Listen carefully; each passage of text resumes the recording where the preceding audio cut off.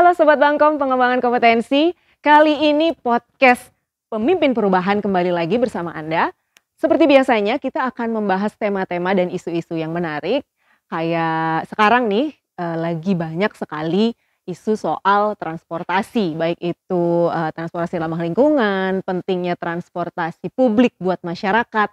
Nah, kali ini kita akan membahas tentang transportasi publik, keberlanjutannya, inovasinya, penggunaannya. Nah, sudah hadir bersama saya dua narasumber yang oke banget. Langsung saja kita kenalin. Ada dari Kepala Balai Transportasi Dinas Perhubungan Provinsi Jawa Tengah, Pak Agung Pramono. Halo Pak, apa kabar? Baik Mbak. Pak Agung, bersama Pak Agung juga udah tidak asing lagi. Sobat Bangkom pasti udah hafal banget nih. Pengamat iya, akademisi juga. Tulisannya udah wirawiri gitu di banyak media gitu ya Pak. Top ya. banget. Ya, saya kenalin, tapi harus dikenalin ya kan Pak. Insinyur Joko Setiowarno STMT. Halo Pak Joko. Sehat Pak? Alhamdulillah sehat semua. Sehat. Gimana nih Pak? Lagi sibuk apa nih Pak Joko mungkin yang sekarang lagi ada tulisan soal saking banyaknya gitu ya. Saking banyaknya loh Sobat Bangkom nih tulisan Pak Joko di media gitu. Sekarang lagi nulis apa nih Pak Joko? Yang jelas kalau akhir tahun ini banyak kegiatan rapat-rapat karena untuk serapan anggaran katanya. Termasuk acara di sini. Kok saya tanya, ini kok rapat terus-terus serapan anggaran Pak? Ya sudahlah, enggak apa-apa. Jadi saya bisa memahami karena kondisi sekarang ini menjelang pemilu ini ternyata banyak orang jualan tapi pembelinya sedikit. Nah itu kata kuncinya. Jadi saya juga baru tadi bahas mengenai angkutan Nataru ya. Ternyata tahun ini banyak orang tidak bepergian coba. Nah ini habis pandemi ya Pak ya. Harapannya ini Desember orang bepergian, ternyata dari hasil survei banyak tidak bepergian. Ini ada apa ini kan? Wah ini nanti kita akan bahas lebih lanjut. Ya nih. Kalau bagi teman-teman kayak Mas Agung ini orang perhubungan ya senang banyak nggak bepergian, nggak gitu repot kan? Iya. Tetapi ekonomi bisa cuti ya, Pak Agung ya? Ekonomi kita nggak berkembang ini kan? Nah ini yang baik. kelihatannya setiap mau pemilu begitu. Ya persewaan rental mobilnya menurun ya, pariwisata juga menurun. Nah ini gimana caranya biar orang mau bepergian? Ya, salah satunya ya sekarang yang kita bahas ini bagaimana orang mau menggunakan public transport, gitu kan? Pas banget ya gitu, Pak ya. Ya. Nah Pak Agung berarti kalau di Jawa Tengah nih, kita berbicara Jawa Tengah dulu nih ya Pak ya. Perkembangan transportasi publik itu sudah sejauh mana?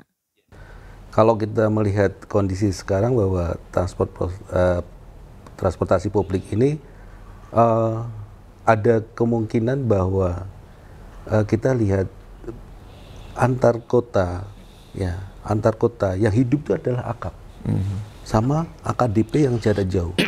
Tetapi angkutan perkotaan sama pedesaan itu semuanya terbuka. Ya Pak Joko. Kenapa? Ya perkembangannya bahwa banyak angkutan online dan sebagainya, mereka umurnya juga nggak bisa dipertahankan, umur ekonomisnya juga sudah kadaluarsa.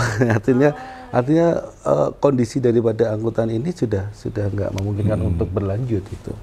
Nah, bagaimana kita pemerintah hadir untuk bisa menyikapi itu semua, itu Pak Joko. Jadi tadi disampaikan Pak Joko bahwa public transport itu memang harus kita usahakan, karena itu amanat undang-undang bahwa pemerintah harus mengadakan angkutan baik orang maupun barang itu. Nah, kembali lagi kepada sistem transportasi kita bahwa di negara kita itu sebenarnya adalah orientasinya apa? Itu yang menjadi kendala selama ini. Kita mau public transport orientation atau private transport orientation. Kalau public transport orientation ya private-nya harus ditekan, harus dibatasi. Ya, sekarang sepeda motor kemana-mana banyak banget, mobil banyak, mobil ada apa namanya kebijaksanaan ganjil genap, ya malah tambah 2 Pak, malah tambah beli 2, satunya genap ya itu tambah banyak. Terus penataan angkutan umumnya nggak dibaguskan. Sekarang sudah banyak beri trans, by the service dan sebagainya. Itu apa? Dalam rangka kita memberikan suatu pemenuhan untuk public transportasi yang lebih baik itu. Jadi gambarannya seperti itu. Kalau dari pemanfaatannya di Jawa Tengah itu bagaimana soal pemanfaatan? Karena seperti tadi Bapak bilang ya, private transport seperti ojek online itu masuknya private atau public ya Pak ya? Private ya, bagaimanapun. Meskipun itu umum, tapi kan itu private ya, hanya artinya satu orang aja gitu, penumpang nggak bisa yang banyak. Gimana Pak? Kalau di Jawa Tengah konsumsinya gimana Pak? Ya kalau kita ya selaku Kepala Balai Trans selama ini ya kita sudah dari 2017 hadir. Kita sudah mengembangkan 7 koridor di beberapa wilayah kawasan pengembangan. Semuanya dengan load factor yang ada berarti dibutuhkan. Sudah kelihatan bahwa data kita dari yang penumpang umum, buruh, pelajar, terus dan segala lapisan masyarakat itu sudah ada datanya semua. Dan itu sekitar 80-90% sekarang. Bahkan tahun ini, tahun 2024 nanti ada penambahan bis yang di koridor tertentu karena memang sudah full setiap full, bahkan armadanya berarti yang akan ditambah karena tiap hari lihat faktornya kelihatan 100 lebih dan kalau di weekend ya maklum karena memang nggak sekolah nggak kerja kan, nah itu nggak masalah, tapi ada koridor tertentu yang memang di weekend itu lebih tinggi. Pasti Borobudur, Wonogiri dan Borobudur. Iya, Sidoarjo itu kan tahu dong. Karena dia wisata tadi. Iya betul. Gitu. Nah, dengan adanya keperluan kita menambah armada gini ya Pak Joko ya, apakah itu sejauh mana sih signifikansinya mengurangi kemacetan dulu nih? Sebelum kita ngomong polusi ya, kita masih ngomong kemacetan dulu nih gitu. Ya, Indonesia itu data yang saya miliki ya, itu persentase sepeda motornya tertinggi di dunia. Jadi data terakhir saya itu 83% kendaraan bermotor itu adalah sepeda motor, kendaraan bermotor ya. Paling kecil itu kendaraan umum, cuma 0,2%. Kecil kan? Nah, dampaknya banyak sekarang sebenarnya. Tapi ya pemerintah sudah terlanjur sejak 2005 tanpa kita ada revolusi motor. Kita nggak tahu disitulah revolusi motor yang terjadi sehingga tadi dikatakan angkutan pedesaan sekarang sudah lenyap. Kalau yang ada tinggal khusus timahnya kapan gitu kan. Kemudian semuanya orang jadi driver ojek nggak duduk ojeknya di pangkalan sana keliaran kemana-mana. Kemudian apalagi akibat ini sebenarnya kalau dibiarkan negara itu rugi. Ya. Nah, saya lihat tidak banyak kepala daerah yang sadar bahwa pentingnya public transport itu bagi masyarakatnya. Di Indonesia itu cuman berapa yang nggak sampai 10 kepala daerah yang sadar itu. Ya, memang dalam undang-undang itu memang sektor transportasi atau perhubungan itu tidak masuk pelayanan dasar, tidak masuk urusan wajib. Itu yang salah. Sekarang pendidikan masuk, kesehatan masuk. Ya, kita butuh pendidikan, butuh kesehatan, mau ke sana mau naik apa kok transportasinya tidak ada, sehingga sekarang kalau kita lihat anak-anak di desa, anak SMP sudah naik motor semua, yang dulu tidak pernah kita ketahui. Bahkan yang dampaknya apa? Kematian tertinggi itu adalah pelajar. Itu yang kita prihatin. Makanya saya memulai merintis di ada Trans Semarang 2004 sampai 2005, 2009 baru muncul. Kita sama-sama dengan Disub 2009, 2017 baru muncul. Kemudian saya desak di nasional ada 11 kota. Ketika saya lihat di 11 kota itu yang saling saya banggakan, saya senang itu ketika saya naik bis itu mayoritas pelajar. Orang tuanya. Artinya kalau banyak pelajar menggunakan, kita sudah turut membantu yang angkutan umum ya, untuk Transjateng dan sebagainya, menurunkan angka kecelakaan buat pelajar. Itu tujuannya. Nah, Transjateng ini ya, menurut saya di Indonesia itu di tingkat provinsi ya, karena aglomerasi, itu yang selain Jakarta, dia yang pertama yang cukup besar. Ya, dia sekarang sudah operasi 7 koridor. Tadi dari 7 itu 2 daerah wisata lah gitu ya. Akhir pekan ramai, tapi yang 5 kondisinya non wisata, tapi itu juga load faktornya tinggi sangat tinggi. Dan itu dibutuhkan. Dulu waktu kita membuat, saya bilang, udah koridor pertama kan dari Semarang ke Bawen. Saya bilang ini koridor bisnya besar, nggak mau dia takut kalau load faktor tinggi terendah dimarahin DPRD. Karena anggota Dewan tuh nggak suka namanya subsidi, jujur aja. Nah, jadi saya bilang, kalau DPRD nggak setuju, kita nggak usah, saya bilang, kita kampanye nggak usah pilih orang kayak gini. Untuk mereka aja lah. Kalau saya ngomong kan bebas kan. Tapi alhamdulillah ada anggota DPRD yang dia kampanyekan, dia kepilih. Kontak Pak, alhamdulillah saya kepilih karena saya kampanye public transport, Transjateng. Ya sudah, Pak Jokowi pengennya apa? Tambahkan anggarannya. Makanya dia dia setuju itu. Tapi tidak semua anggota dewan, termasuk pusat juga sama. Mereka nggak setuju loh.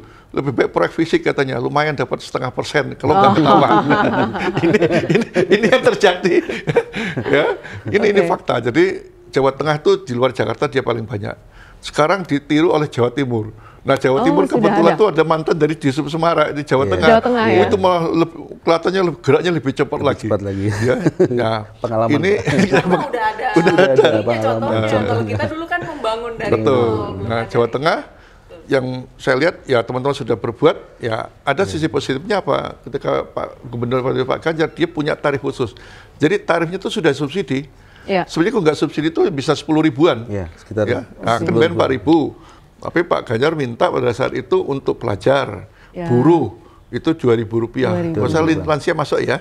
Iya. Masuk ya? Nah itu. Veteran. Nah ini saya bilang ini bagus. Tetapi ada juga provinsi lainnya tuh Aceh. Aceh itu dia gratis di sana. Cuma saya bilang jangan gratis selamanya. 2016 sampai sekarang tuh gratis, tidak boleh.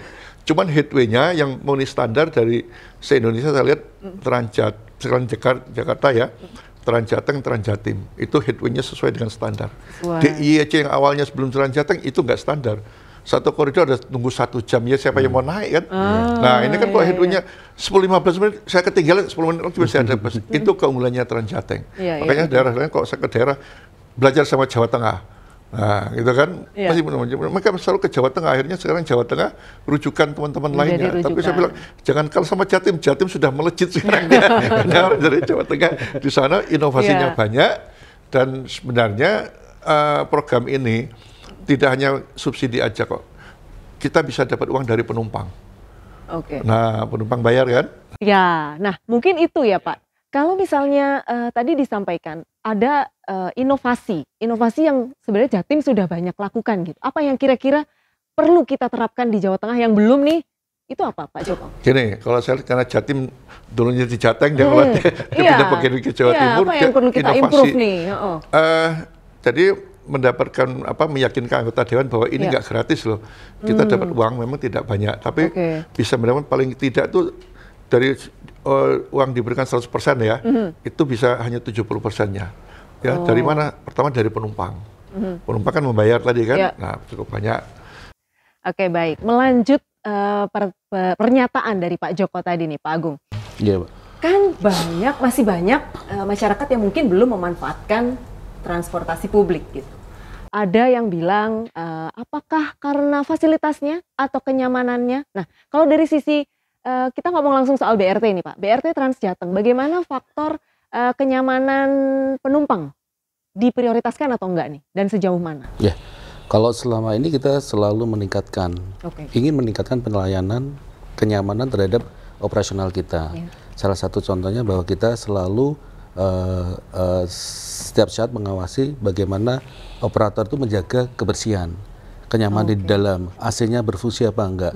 Terus di dalam pelayanan kita terhadap para jasa juga kita berikan arahan, bimbingan, bagaimana kita melayani orang-orang yang naik turun penumpang, dibantulah, disapalah, senyumlah, diberikan kalau misalnya perempuan di belakang, ada gender, ada di situ ada pembatasan gender. Terus ada difabel, fasilitas difabel, terus ada prioritas, kursi prioritas, dan semuanya kita usahakan. Terus ada CCTV, kalau ada yang maling di situ kelihatan, kemarin ketemu. Oh iya, ada pengalaman nih.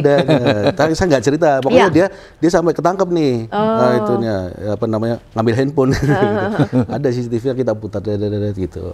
Akhirnya ketangkep orangnya? Akhirnya ketangkep, dia kembalikan. Terus pokoknya semua kita usahakan untuk meningkatkan pelayanan. Terhadap di situ running tag, ada informasi terhadap pelayanan tiket juga, kita semuanya bisa melalui tapping, melalui semua bank bisa gitu. Maksudnya dari cashless ya itu. Nah, Kris juga bisa. Nah, itu kan ada suatu inovasi kita untuk meningkatkan pelayanan.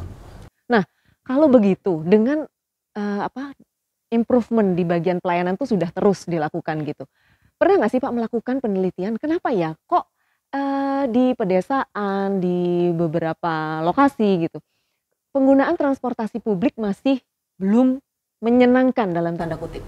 Itu kira-kira kenapa sih? Ya terus terang kalau Trans Jateng ini kan aglomerasi Mbak, antar kota. Nah itu harus ada kerjasama dengan kabupaten, bahwa mereka juga harus ikut mengembangkan angkutan pedesaannya, karena itu kewenangannya daripada kabupaten untuk di dalam satu kabupaten. Nah, berarti kita harus kolaborasi dengan kabupaten, bagaimana kita sudah aglomerasi antar kotanya, mereka adalah di dalam wilayah pedesanya. Nah, di situ mesti ada poin-poin tertentu yang memang harus ada feeder-feeder yang mereka usahakan. Artinya mereka si pemerintah kabupaten atau kota ini membangun angkutan pedesaan yang nyaman untuk menuju ke feedernya BRT Transjateng itu ya? Satu contoh itu bis kita yang Solo Wonogiri. Setelah sampai ke terminal tipe C Wonogiri, dia mau ke Waduk bagaimana? Kan harus ada feeder, harus ada angkutan lanjutan yang memang itu diusahakan oleh kabupaten, bagaimana mereka bisa kita ada konektivitas tadi itu berjalan gitu. Selama ini ya akhirnya angkutan-angkutan yang ada itu pada sewanya tinggi. Charter gitu ya Pak ya? Nah itu memberatkan daripada masyarakat. Harusnya ada angkutan khusus shuttle atau reguler yang dikelola ataupun yang intervensi oleh pemerintah kabupaten. Oke. Nah kita lanjutin nih Pak. Setahu saya kan kayak di Kutoarjo itu sudah ada dia interkonektivitas antara beberapa moda transportasi gitu ya Pak. Nah itu bagaimana Bapak bisa membangun itu, artinya komunikasinya bagaimana sehingga bisa berhasil gitu?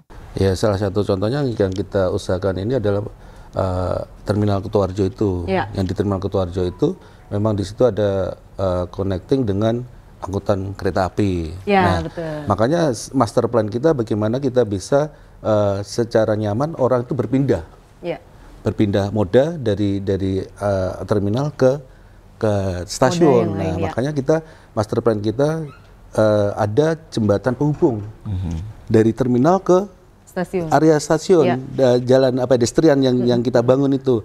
Nah itu kita juga sudah usahakan. Semuanya setuju Pak, dari beberapa stakeholder yang ada, tinggal nanti pelaksanaannya. Butuh anggaran juga ini Pak. Gitu. Berarti untuk kabupaten kota yang lain yang mungkin kan BRT ini banyak ya, nggak cuma wisata aja seperti tadi Pak Joko juga sampaikan, ada yang digunakan untuk pergerakan buruh gitu kan, pelajar. Nah itu berarti memang sangat dibutuhkan komitmen dari Pemkab dan Pemkot untuk kemauan gitu ya, untuk membangun Angkudes gitu. Kalau enggak nanti charter lagi, ini online lagi gitu. Contohnya di Sangiran juga gitu. Sekarang bagus mereka desanya menata kawasan untuk kita poin terakhir di sana. Di sana ada untuk angkutan lanjutan meskipun masih dalam bentuk terbuka karena angkutan wisata ke Sangiran. Itu sudah ada bagus, itu ada kerjasama antara itu malah diusahakan oleh BUMD, BUMDes malah. Itu malah jadi kayak desa wisata jadinya ya Pak ya. Nah kita juga tadi melanjutkan Pak Joko bahwa kita inovasinya apa? Ada edutrip dan adiwisata. Jadi di tengah-tengah off peak yang memang tidak padat untuk okupansi daripada penumpangnya itu kita tingkatkan bagaimana kita bisa kerjasama dengan mereka yang sekolah-sekolah yang akan melakukan perjalanan edutrip ataupun adiwisata. Jadi kita dengan anak-anak SD, anak-anak TK, kita edukasi lah mereka bagaimana naik penumpang angkutan umum, mereka bisa senang dengan Transjateng, bagaimana mereka budaya antri, membayar tiket dan sebagainya. Itu kita lakukan bersama. Pak Joko, kalau yang Bapak amati, sejauh mana sih upaya persuasif dari Pemprov Jateng ini, terutama ya Pak Pemprov Jateng untuk mempersuasi masyarakat biar menggunakan moda transportasi publik gitu? Ya, public transport Transjateng ini kan dia beroperasi berdasarkan standar pelayanan minimal SPM. SPM itu ada menyangkut kenyamanan, keamanan dan sebagainya. Ada kalau nggak salah 7 item ya. Ya tadi yang disebut Mas Agung itu adalah SPM. Jadi AC-nya standarnya harus berapa derajat minimal, ya. Kemudian keamanannya ada CCTV. Jadi kalau barang hilang ketahuan. Jadi orang ada jaminan kan. Kemudian cara pembayarannya, ya, termasuk juga headway-nya. Kalau 1 jam orang nggak nyaman kan.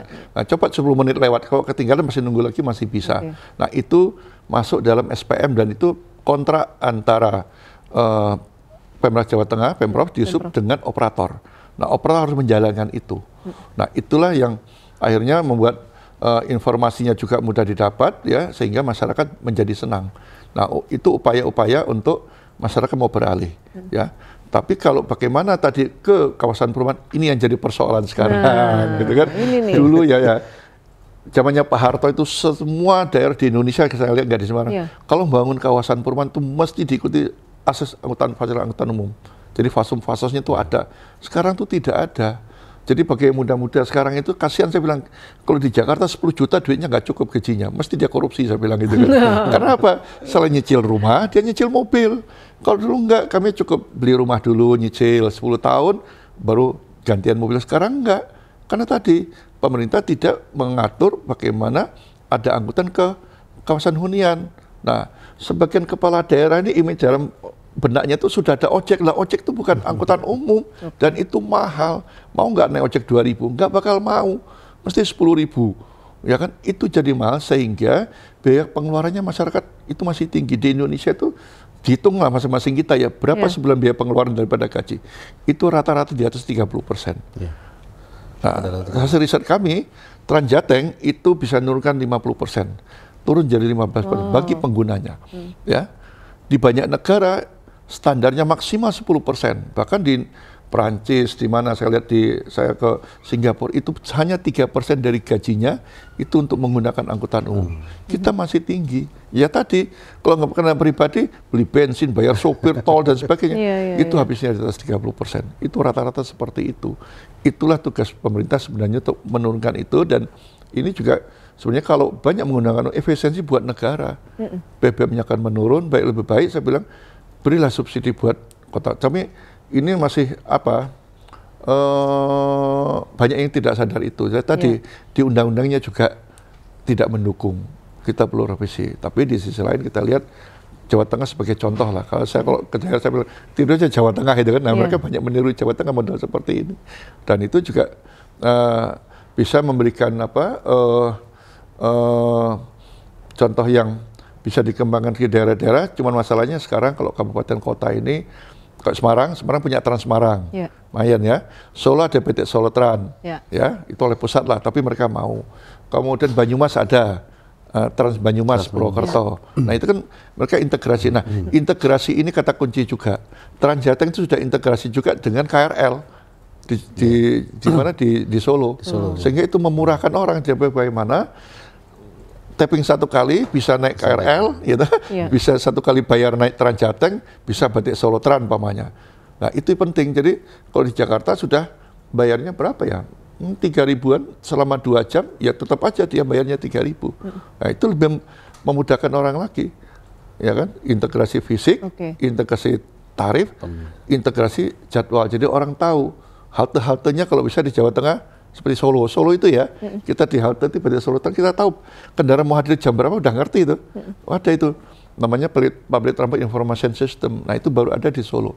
Ya, ini bisa dikembangkan di daerah-daerah lain seperti Transjateng karena itu dapat iklan juga, ya. Nah, jadi ada pemasukan, jadi ada informasi buat jadi kita di halte tuh ngerti jam berapa bisnya akan hadir. Nah itu memang sekarang kalau pakai Android bisa lah. Tapi kan nggak semuanya punya Android kan, kan? Nah itu bingung apa pakai mbok-mbok itu kan bingung. Tapi kalau informasinya ada di halte itu kan lihat, gitu ya, Pak, ya? Nah, itu sangat membantu sekali. Sekarang kalau di Solo orang sudah mbok-mbok itu sudah pakai kartu tapping. Jadi dulu pikir nggak mungkin, sebenarnya bisa. Kita lihat kereta api dulu nggak mungkin, ternyata orang bisa kan pakai kartu kan. Bisa sekarang, kita juga semua, setiap orang punya ATM, rata-rata 90% orang kita punya ATM kan, dulu kan ngapain gitu kan. Nah sekarang buktinya bisa. Memang di satu sisi harus dipaksakan, di sisi lain memang harus dimudahkan. Nah tapi begini Pak, kadang-kadang orang mikirnya gini, kalau naik angkutan umum itu kan susah mau mampir-mampir gitu. Makanya dia naiknya mobil sendiri atau motor sendiri gitu. Makanya apakah jangan-jangan PR kita itu merayu, lebih mempersuasi lagi nih masyarakat untuk mau gitu pakai transportasi publik? Gimana Bapak melihat hal ini? Ya, itu memang kita kurang. Di Semarang juga masih kurang public transport. Sudah ada tapi masih kurang. Sehingga bagaimana public transport itu menyasar kawasan-kawasan pemukiman, ya. Kemudian area-area memang yang areal komersial, ya dengan waktu yang sudah jelas tadi. Kalau kita ke Eropa itu lebih senang naik angkutan umum daripada kendaraan pribadi. Nah itu loh, di luar negeri itu kan Senang, orang lebih banyak memanfaatkan itu. Kira-kira pejabat kita keluar negeri nggak mungkin pribadi, tapi kenapa dia pulang Indonesia gitu? Sama juga akademi juga sama, ketika ambil sekolah doktor, master di luar negeri naik angkutan, tapi sampai Indonesia pikiran otaknya beli mobil gitu kan. Karena apa? Kita nggak menciptakan itu, ya kan? Nah itu harus ada. Dan apa yang terjadi? Parkir kita terlalu murah. Parkir kita cuma 2.000, 3.000 di luar negeri. Benar. Sudah mau parkir itu carinya sulit, lahannya terbatas, ditambah itu tarif parkir sama tarif angkutan itu bisa sampai 20 sampai 50 kali lipat mahal. Jadi lebih baik dia, belum lagi harus kalau punya mobil harus punya garasi. Kita kan nggak, perdanya ada, kenyataannya tetap aja kan. Tetap aja, apalagi di rumah-rumah itu ya Pak ya, sampai nggak bisa simpangan itu. Pajak kendaraan bermotor itu termurah di dunia itu Indonesia. Di Eropa tuh orang nggak mau naik sepeda motor karena kendaraan tidak berkeselamatan dia. Asuransinya tinggi bayarnya, pajaknya juga tinggi, makanya mereka nggak suka. Ditambah bersuara lagi. Jadi mereka sadar nggak mau naik sepeda, kita kan seneng.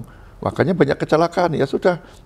Yang terjadi kita proses pembunuhan besar-besaran sebenarnya sepeda motor. Wah ini yang sebenarnya ini lumayan besar ini bolanya nih. Artinya kalau kita mau mengurangi penggunaan kendaraan bermotor gitu dengan pajaknya tinggi, sebenarnya income-nya lumayan nih jadinya nih kita. Tapi terus artinya masyarakat jadi nanti bengok-bengok gitu. Nah, masalahnya kita tuh Indonesia tuh sampahnya negara asing untuk jual sepeda motor. Nah, coba nanti sebentar lagi sepeda listrik kan dari luar negeri semua. Kan ada pejabat kita punya mobil anak bangsa. Bangsa siapa saya bilang ini kan? Mobil MAB ya, bangsanya bangsa siapa coba? Itu build up dari luar masuk ke Indonesia. Ini yang tidak benar. Negara tuh punya uang sebenarnya untuk memperbaiki public transport kita. Saya bilang kalau daerah kabupaten kota memang dia tidak punya uang. Negara tuh punya uang. Sekarang negara mengucurkan 12,2 triliun itu memberi insentif orang beli motor listrik sama mobil listrik, kan nggak benar itu. 12,2 triliun itu kan gendang saya bilang kebijakan seperti itu. Itu kemudian gitu. Tapi nyatanya nggak banyak yang beli loh. Ya nggak banyak. Pertama diberikan pada UMKM, melenceng sedikit ya. UMKM dikasih insentif. Saya bilang UMKM itu nggak butuh motor, mereka sudah punya motor itu ya. Hanya rumah tangga semua punya motor. Yang nggak punya motor itu adalah kalau keluar rumah tangganya lansia, ya, atau ODGJ dia nggak punya motor. Orang nggak punya rumah aja bawa kolong jembatan punya motor, saya bilang gitu kan. Ini kebijakan nggak benar, akhirnya dirubah. Sekarang silakan beli, juga nggak banyak yang beli. Diberi insentif 7 juta pun, karena insentif itu bukan untuk masyarakat, insentif itu untuk investor yang jualan motor tidak laku-laku. Jadi negara beli, ya kan kecil logo kan uang negara. Kita bayar pajak beliin investor yang nggak laku jual motor tadi. Itu yang salah, lebih baik belilah kendaraan listrik, bis listrik, berikan daerah-daerah kayak Jateng. Negara membelikan bisnya, biar biaya operasinya turun, sehingga subsidinya tidak besar begitu. Jadi mereka nggak perlu, tapi ini ya saya di luar gencar seperti itu. Berikan Jawa Tengah, Jawa Timur, bis-bis listrik daripada ngasih 7 juta tadi. Subsidi motor itu kan yang investor itu tadi nggak laku-laku jual motor tadi kan, negara yang beli. Ya, MAB segala macam, bangsa siapa saya belum, bukan saya anti orang asing enggak. Tapi kita ya kadang-kadang keliru dalam memahami itu gitu. Bukan negara nggak punya uang, cuman salah sasaran dalam alokasinya mungkin perlu dibenahi ya. gitu Nah, termasuk tadi saya senang Jawa Tengah itu pada jam tertentu dia karena penumpang sedikit, anak-anak suka edukasi. Itu juga terjadi di kereta. Kan ada kereta yang Solo Wonogiri, itu kan subsidi oleh negara. Jam tidak sibuk tuh anak-anak Solo naik kereta itu, ya terisi nggak apa-apa. Ini kan dalam rangka itu, mungkin bayar Rp2.000 kan, dapat pemasukan, penumpangnya ada, kita punya investasi buat anak-anak bagaimana menggunakan angkutan umum. Jadi investasi besar loh itu, buat mereka dalam benaknya itu, wah saya naik angkutan, dimulai dari anak-anak ini yang bagus di Jawa Tengah itu seperti itu, dapat uang walaupun sedikit kan lumayan tapi uang itu urusan lain ya, tapi tadi memberi investasi buat anak-anak itu bagaimana dia satu saat dia saya pernah naik angkutan umum. Iya, mengenalkan sejak dini gitu bagaimana agar mereka nantinya ketika besar mereka pakai angkutan umum tuh nggak gengsi gitu ya Pak ya. Kalau di Trans Jateng sendiri Pak Agung, komposisi pengguna dari mulai pelajar kemudian buruh, wisata itu persentasenya paling banyak penggunanya apa sih Pak? Sampai saat ini ya umum yang banyak, tetapi di koridor-koridor tertentu ya buruh juga mengimbangi umum karena memang mereka ya pekerja pabrik, perusahaan-perusahaan yang memang setiap harinya itu menggunakan PRT. Gitu. Tadi seperti yang disampaikan Pak Joko ya memang kebutuhan untuk transportasi sekitar 30% ya Pak ya. Iya. Tapi mereka sudah merasakan bahwa bisa menurunkan 50%-nya. Iya. Jadi bisa saving sekitar 1.500.000 sampai 2 juta Wow. per tahun, tapi tahun. nggak masalah. Iya, Itu iya. adalah suatu pendapatan yang memang dia butuhkan kan. Iya. Karena ya terus terang ya mereka yang buruh-buruh itu juga perlu biaya lainnya selain transportasi. Dan dari hasil survei kita bahwa mereka yang memakai bis kita, Iya. yang dulunya naik sepeda motor itu sekitar 43 sampai 50%. Wow. Berarti kan sudah lumayan banyak, beralih gitu beralih ya, Pak, gitu, ya. gitu. Dan itu juga menurunkan tadi kecelakaan, Iya. penggunaan sepeda motor, emisi gas buang dan sebagainya. Kita hitung semua, Pak. Ada itu aja. Oke. Gitu. Berarti, nah ini mumpung ngomongin emisi gas buang gitu, sejauh mana nih Pak? Kan kita lihat, ini mohon maaf nih, di beberapa transportasi itu masih mengeluarkan gas cumi-cumi, artinya emisinya masih hitam banget nih, pekat gitu. Nah, ini kalau BRT Transjateng gimana nih, Pak Agung? Kita kelemahan kita ya bukan kelemahan kita, artinya kita masih pemakai solar. Oke. Ya artinya kalau misalnya bis kita itu memang nggak dirawat, nggak baik sedikit aja, dia sudah menghasilkan emisi yang kelihatannya namanya asapnya terlalu tebal dan sebagainya. Tapi kalau perawatannya bagus nggak terlalu. Iya. Yaitu pengawasan kita terhadap operator yang mengoperasikan daripada bis itu. Gitu. Tapi kedepannya kalau misalnya tadi dibilang Pak Joko Stiwarno kita dapat bis listrik, itu alhamdulillah. Kan itu ada perbaikan terhadap ramah lingkungan dan sebagainya itu. Tetapi harus disiapkan ada pengisian untuk stasiun-stasiunnya itu perlu semuanya harus disiapkan karena bis listrik itu 5 miliar sendiri Pak. Baru bisnya lima itu kalinya ya. yang sekarang kita usahakan. Ya agak mahal memang bis listrik itu lebih mahal. Ya sekarang lebih mahal. Kalau menurut Pak Joko, kira-kira untuk Jawa Tengah deh, kita kecilin skupnya. Jawa Tengah tuh kira-kira akan berapa lama lagi nih kita bisa menuju transportasi yang ramah lingkungan didukung dengan yaitu SPKLU-nya, kemudian ya semuanya Pak. Ya memang kami coba menghitung, ini tidak bisa urusan public transport diserahkan oleh daerah. Ya, mereka punya keterbatasan anggaran meskipun sekarang di dalam peraturan pemerintah nomor 35/2023 kemarin, ketentuan umum pajak daerah distribusi daerah itu disebutkan pasal 25. 10% dari pajak kendaraan bermotor itu dialokasikan buat pemeliharaan jalan dan angkutan umum. Ya, pemeliharaan jalan angkutan umum. Tapi saya nggak yakin di daerah cuma pemeliharaan jalan angkutan umumnya tidak, gitu kan? Nah, ini perlu lagi Permendagri. Nah, itu pun saya coba hitung tidak masuk. Nah, sekarang baru Kota Pekanbaru mereka punya perda menyebutkan 5% APBD bukan PAD ya, APBD untuk angkutan umum. Itu baru satu-satunya. DKI belum punya. Ya. Nah, ini pun saya hitung tidak cukup lagi. Makanya negara harus punya lembaga institusi pembiayaan angkutan umum harus ada, tidak bisa tidak. Di mana taruhnya? Di bawah Kementerian Keuangan. Sekarang saya ambil contoh ya, lihat di daerah-daerah kabupaten kota tuh punya rumah sakit bagus-bagus sekarang. Meskipun tenaga medis juga saya ke Anambas kemarin susah cari tenaga medis, dokternya keluar masuk kan, karena nggak ada dokternya dia. Tapi rumah sakitnya bagus. Swasta bangun rumah sakit. Karena apa? Ada BPJS. BPJS nggak ada, negara mengucurkan lewat PMN. Nah itu kan artinya tumbuh. Sama juga kenapa orang bangun jalan tol, pengusaha, karena ada di sana ada Elman untuk asetnya dijamin oleh negara, itu bahwa Kementerian Keuangan ada PPI untuk infrastruktur mereka untuk membangun. Ada jaminan. Nah, sama juga kalau angkutan umum Kementerian Keuangan nanti punya ya, itu uangnya dari mana? Mesti banyak uangnya. Saya bilang si Silpa masukin gitu kan. Atau sekarang beasiswa juga ada LPDP di bawah Kementerian Keuangan. Orang akan dapat sama angkutan umum karena manfaat angkutan jauh lebih besar, negara akan hemat. Pajak BBM masukkan ke situ yang bisa keuangan yang mengatur. Dan DPR nggak bakal teriak-teriak kalau masih di Kementerian Perhubungan sekarang. Mereka nggak mau subsidi besar-besaran. Lebih fisik besar-besaran, tadi saya bilang 0,5% kan. Kalau ketahuan ya itu resiko katanya. Tapi subsidi itu nggak bisa, ini kita berikan buat masalah manfaatnya tadi. Ya kita masih perjuangan dengan teman-teman komunitas dan akademisi yang kita perjuangkan adanya pembiayaan. Pembiayaan itu adalah, oke, Jawa Tengah sudah membiayai. Yang kurang pusat berikan. Saya kira nggak sampai 5 tahun sudah beres urusan itu. Yang penting itu aja pembiayaannya. Saya ambilkan contoh di negara Perancis. Perancis itu ada ketentuan undang-undang. Jadi di sana nggak ada loh seperti kita uang transport itu nggak ada. Uang transportnya apa? Itu ada undang kalau perusahaan yang punya karyawan lebih 9 orang, saya nggak tahu berapa, wajib menyetorkan pada negara, uang itu karyawannya naik kendaraan umum.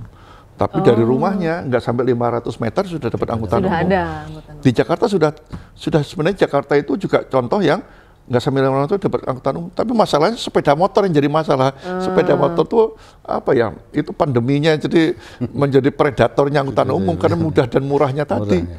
Di luar negeri nggak, di Perancis contoh itu mereka murah. Sehingga hanya saya 2013 kami hitung itu hanya 3% dari gajinya untuk angkutan umum. Dia pakai langganan.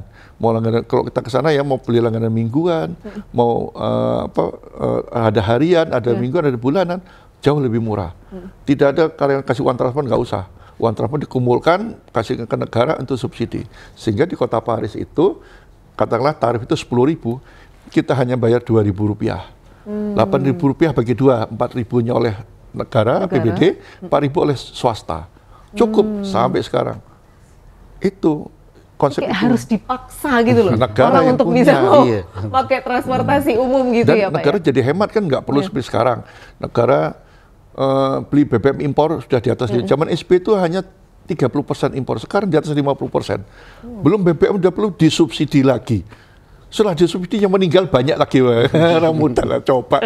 Lah kan kita kan rugi sebenarnya. Yang meninggal tuh orang SDM yang bagus, pelajar. Makanya saya senang ketika ke daerah ada program bis seperti ini, anak-anak sekolah pernah. Orang tuanya senang, kan nggak usah ngantar lagi yang sudah naik bis saja. Lebih ada jaminan. Tadi ada SPM-nya kan, kalau apa dia berkelahi, ketahuan dari kameranya kan, barangnya hilang ketahuan. Nah inilah yang harus diberikan. Jadi angkutan umum sesuai dengan SPM. Nah Jawa Tengah sudah melakukan itu. Minimal kalau memang masih agak lama, saya nggak bilang masih jauh, tapi masih agak lama kita mencapai transportasi yang pakai bis listrik gitu ya Pak ya. Minimal apa yang bisa kita lakukan untuk menjaga armada BRT kita ini tetap ramah lingkungan nih Pak? Selain maintenance ya tentu saja, tadi sudah disampaikan Pak Agung gitu. Selain maintenance ada nggak sih Pak yang bisa kita lakukan? Selama ini ya kita perkuat maintenance dulu Mbak. Maintenance ya. Tapi kita mencoba untuk mengusahakan adanya bis. Waktu itu kan ada gas juga ya Pak. Tapi ternyata gas juga nggak bisa menjawab itu semua karena memang alatnya konverter dan sebagainya itu ya mahal juga Mbak. Kalau memang misalnya harus diusahakan untuk ramah lingkungan ke sana ya listrik. Listrik tapi harus listrik gitu. Iya, tapi itu harus disiapkan semuanya. Itu punya modalnya terlalu besar dan makanya tadi negara harus berikan, harus memberikan. Makanya kita kedepannya ya jangan dari kelembagaan bukan UPTD terus Pak ya. Ya BLU. Karena itu yang memungkinkan kita bisa lebih bebas lagi untuk mendapatkan hibah dan sebagainya. Nah itu kalau BLU lebih leluasa dia. Untuk tapi jangan BUMD ya. Bukan BUMD. BLU saja. Kalau BUMD nanti ditarget anggota DPR kan kasihan. Profit. Padahal ini kita bicara kalau BLU kan nanti organisasi juga bisa pegawai negeri, bisa swasta boleh. Nah, saya kita bisa bebas menerima bantuan bus, minta bantuan lewat Pak Gub maunya. Tolong BRI yang di Jawa Tengah beliin bus, boleh saja diterima, dikelola. Dan Transjating ini kan modelnya begini. Mereka tuh ada pengawasan loh, ada standar pelayanan. Kalau nggak sesuai bisnya, itu nggak dibayar kontraknya loh. Gitu? Itu nggak dibayar, kebersihannya juga itu dilihat.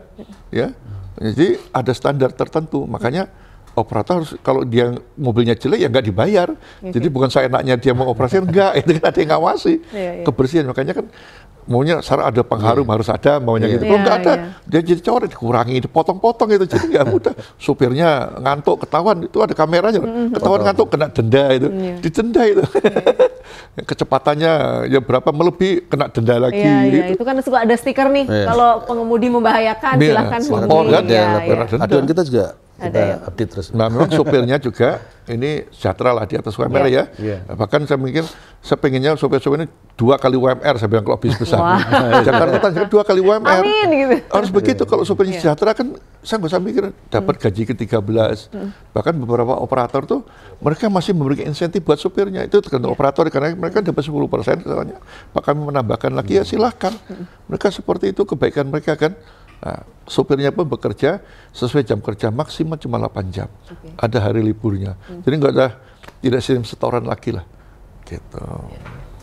Pak Agung, kalau ke depan nih, kita tetap harus berinovasi ya, meskipun sumber daya yang masih terbatas gitu. Apa kira-kira 5-10 tahun ke depan apa yang akan kita perbuat dengan BRT ini? Memang rencana awal kita ini yang paling dekat ini adalah bagaimana kita kelembagaan kita berubah jadi BLU. Itu yang nama. Karena fleksibilitas daripada BLU itu lebih bisa meyakinkan kita bagaimana kita bisa meningkatkan selalu pelayanan kepada masyarakat. Karena itu pelayanan. Meskipun bukan profit oriented, profitless lah ya. Tapi ya kita bisa berkreasi di situ lebih banyak, Mbak. Itu yang awal. Tapi kedepannya adalah bagaimana kita bisa mengupayakan banyak koridor-koridor yang memang terbangun dengan ini. Tapi sumber pembiayaannya pun perlu kita usahakan.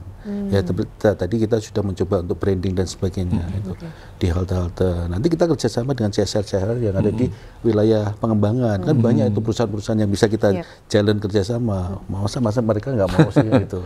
Nah, kita juga banyak yang ini yang di Wonogiri itu sudah ada 5 CSR halte yang dibangun oleh mereka. Itu kan lumayan kan kerjasama dengan tapi itu kita kedepannya ya kita kalau dari BLU kita sudah udah kemana-mana lebih cepat lagi gitu.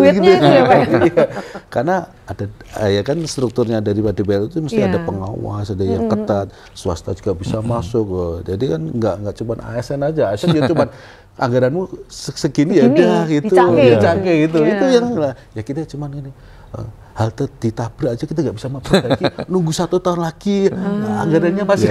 Kalau BLU luas dia, luas itu yang mungkin kita usahakan untuk kedepannya. Kalau 10 tahun lagi ya kita ya lebih berkembang lagi karena mungkin kita bisa membiayai koridor sendiri malahan kalau BLU, bisa biaya, bisa mengembangkan dengan bis listrik misalnya nanti kalau bisa dapat hibah atau memperbesar dari kapasitas daripada bis itu leluasa.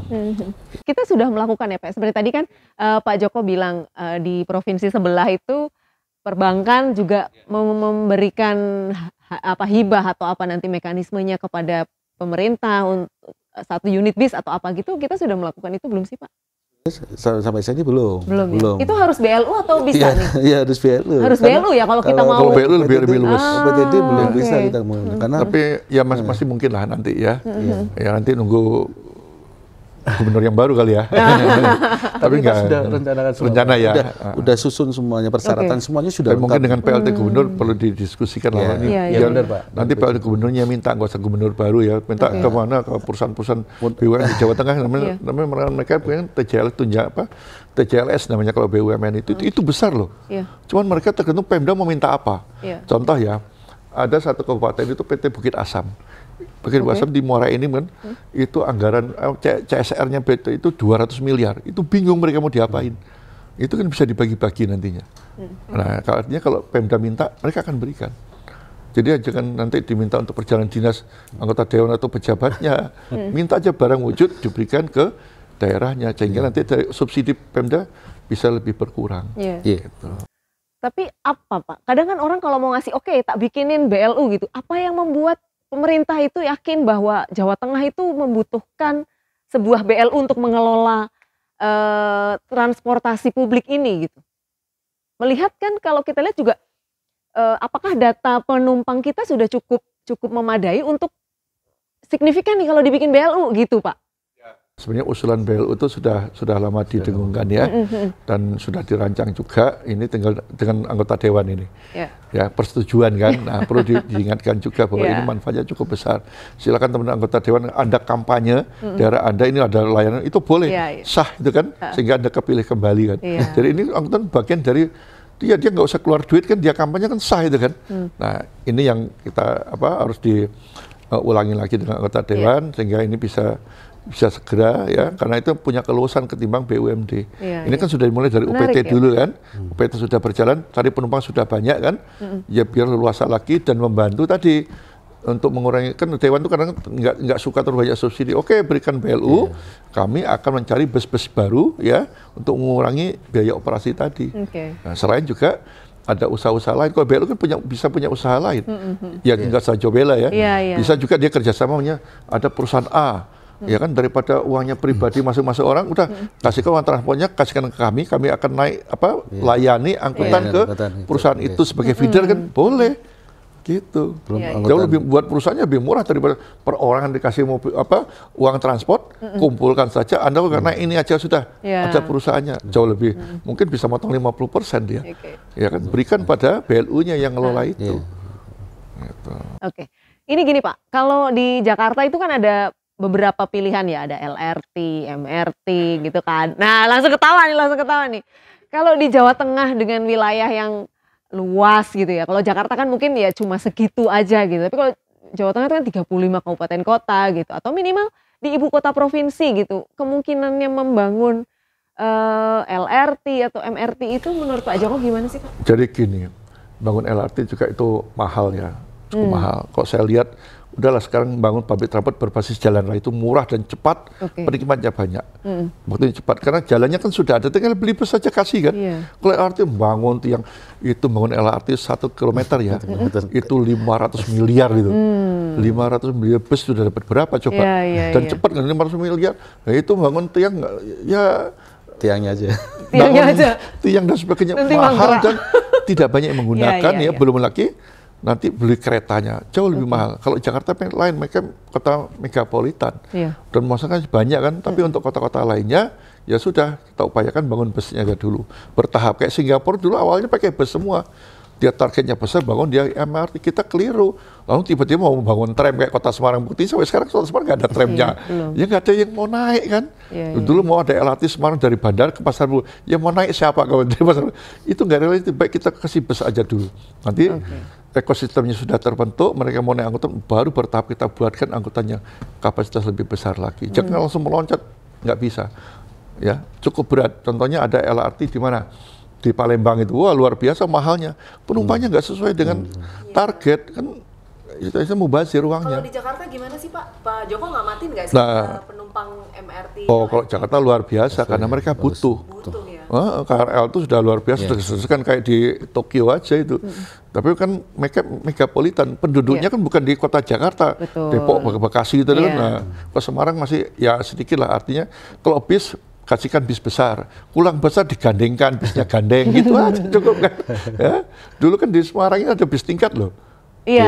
Pernah ada itu bis tingkat, tapi hanya bisa sampai Jatingalek kan lumayan. Kalau Gombel nggak bisa, udah putarkan ke jalan tol aja, kan bisa itu. Bis tingkat tuh bisa sebenarnya kita buatkan di kota Semarang. Kalau enggak ya daerah rata ya bisnya bis gandeng. Itu nambah kapasitas namanya. Mau lagi dibuat jalur busway. Nah, Semarang, kota Semarang itu nanti ada jalur busway. Jadi sebenarnya BRT ini nggak cocok istilah BRT. Kok saya bilang bukan BRT Transmarang aja atau Transjateng. BRT itu bis rapid transit. Bis rapid transit itu dalam ilmu transportasi itu bis yang punya jalur khusus. Kita nggak punya. Tapi dimasuk dalam kartu itu BRT. Bukan BRT, bis sistem transit BST yang lebih tepat. Atau udah bis Tran aja lah itu. Ini kita kembalikan pada maknanya BRT itu apa. Kalau Jakarta punya kan jalur busway kan itu BRT. Tapi Semarang ada 5 kota besar. Semarang nanti punya jalur khusus busway. Sekarang bangun baru 2. Tahun depan akan mulai tahun ini ya, Medan sama Bandung. Nanti ada Semarang, ada Surabaya, ada Makassar. Ini target, tapi itu bantuan hibah dari, bukan hibah, utang juga itu, tapi pusat yang utang ya, untuk daerah. Itu kita kira mungkin satu koridor sekitar 1,2 triliun dibangunkan, tapi bisnya nanti Pemda yang mengupayakan, agak lumayan. Nah itu bisa lebih cepat lagi. Gitu.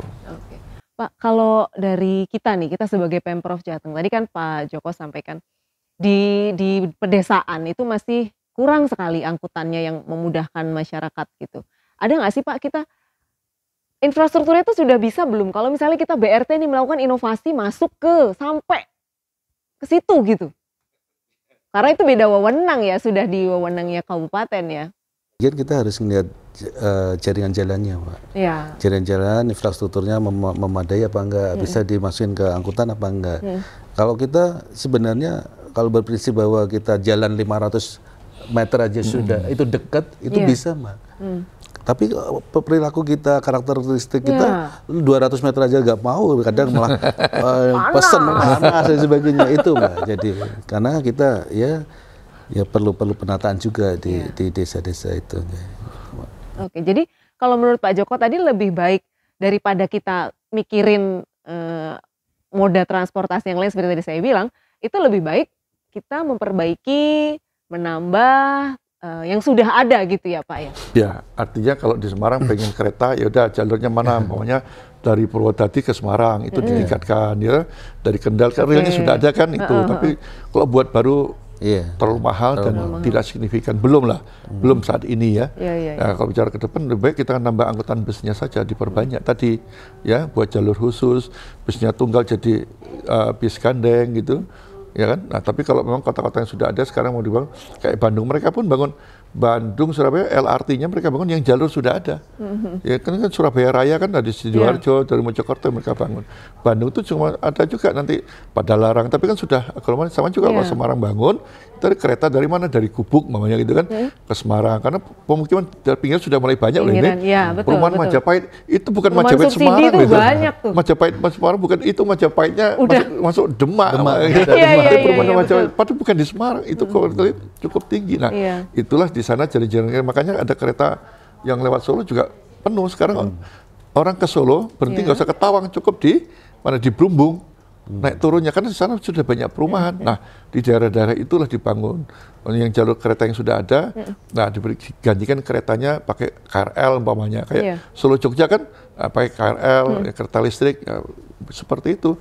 Ke Kendal sampai Kaliwung, sampai mana? Kendal itu Meleri, ada KRL umpamanya gitu kan. Nah, itu menarik. Tapi di jalur raya udah kita gantikan. Yang sudah ada aja dulu. Yang sudah ada, karena mahal memang.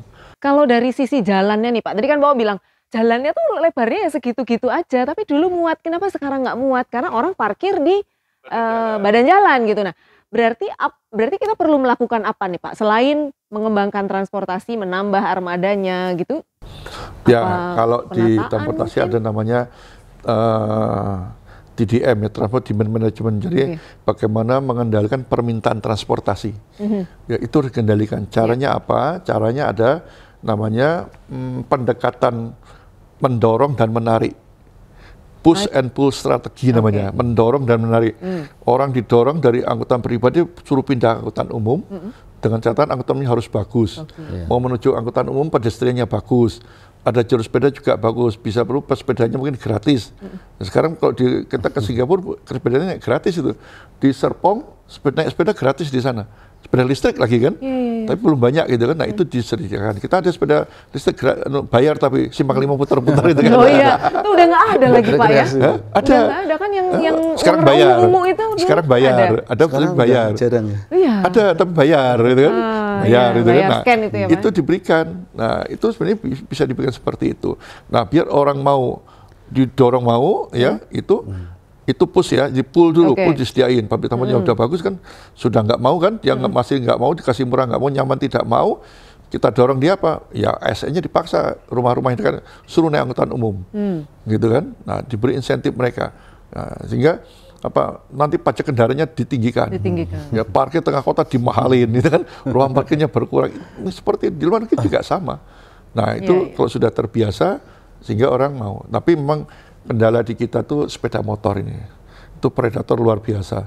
Di dunia itu hanya 4 negara ngembangin motor, tapi hanya Indonesia nggak bisa mengendalikan.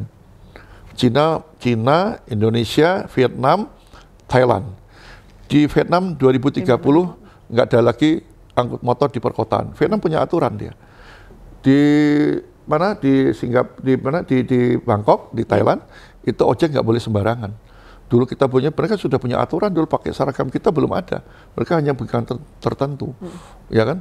Justru Bangkok itu belajar dari Jakarta. Nah kita Indonesia itu belum jelas ini arahnya kemana sekarang kan.